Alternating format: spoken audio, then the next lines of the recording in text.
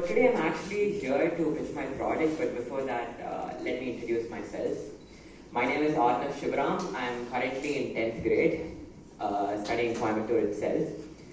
So I've been in this field since my 5th grade, and I worked with a couple of companies too. I worked with Bosch, and then I've also worked with AIC Race under the central government.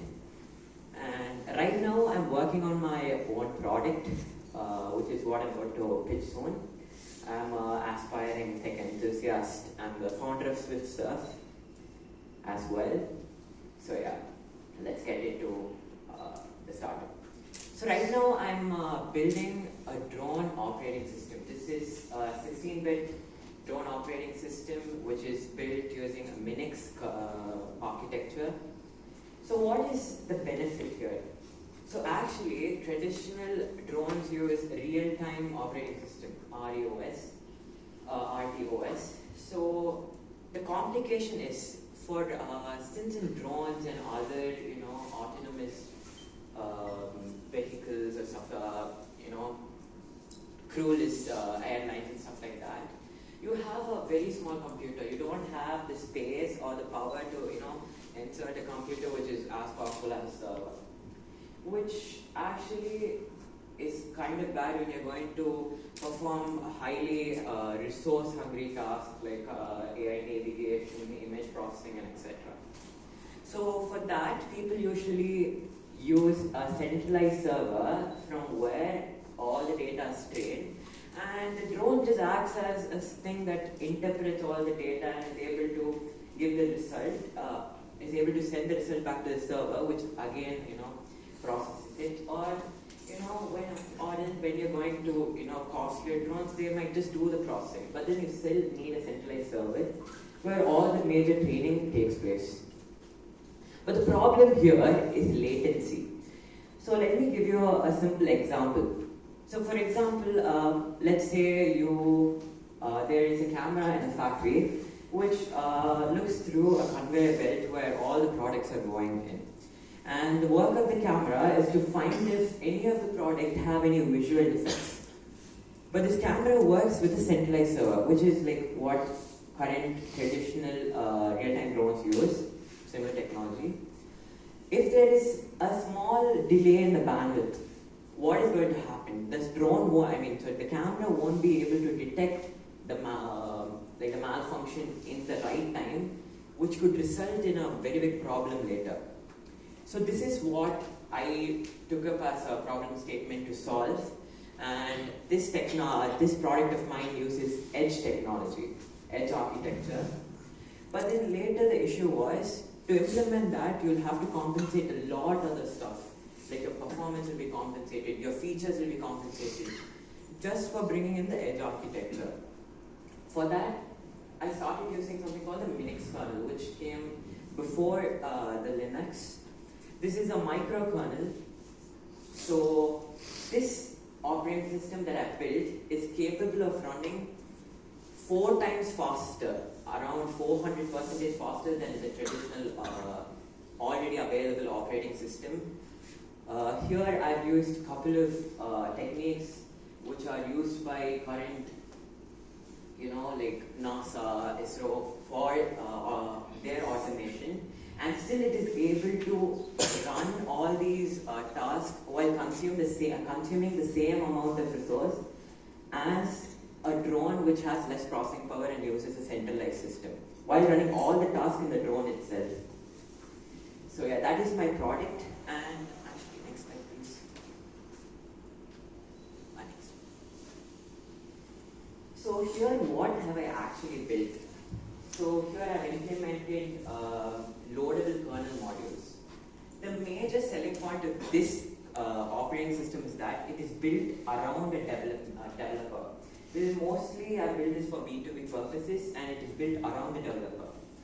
Since I've tried making the kernel as small as possible, you won't believe this operating system can run smoothly in an Intel 8086.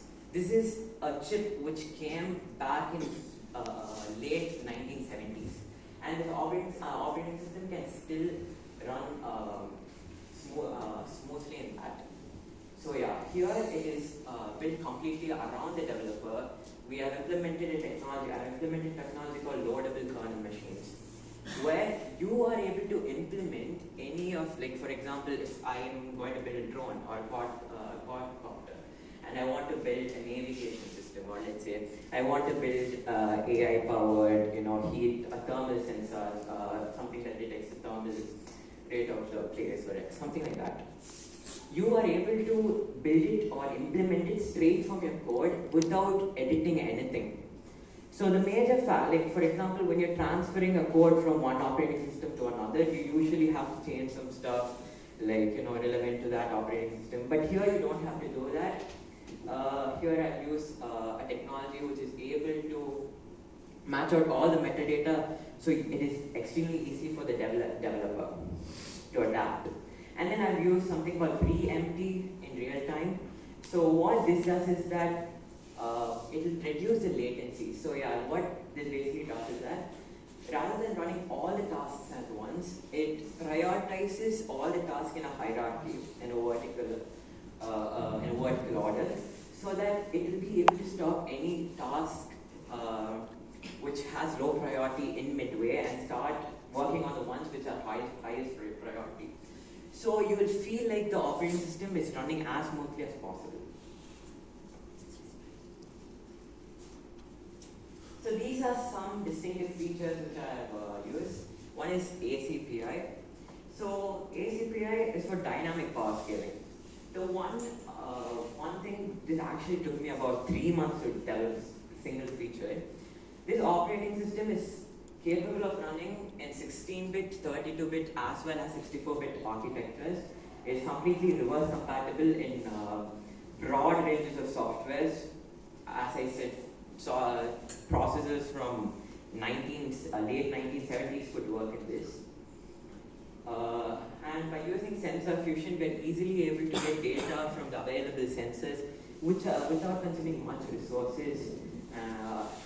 Without consuming much resources, we are able to get the data and process it in the drone itself.